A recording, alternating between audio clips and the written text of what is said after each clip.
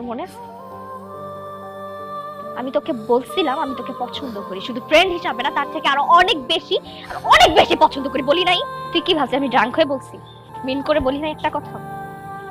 আমি প্রত্যেকটা কথা মিন করে বলছিলাম। তুই আমার কখনো দেখছো শাড়ি পরতে? তোর বার্থডেতে আমি শাড়ি পরছি কেন? আমি তোর জন্য রান্না করছি নিজের হাতে, আমি আমার বাপ মার জন্য কখনো রান্না করি নাই কেন? দিন নাই রাত নাই আমি তোর বাসা নিচে পড়েছিলাম তোরে দেখার জন্য, কত কিছু করছি, তুই বুঝোস না এগুলা?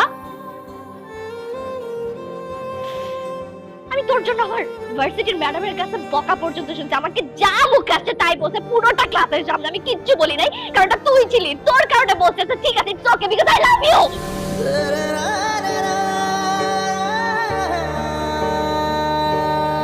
আর তুই প্রেম করতেছিস সেটা আমার অন্য আরেকজনের কাছ থেকে শুদ্ধ হইতো, নিজেও বলস তাই না?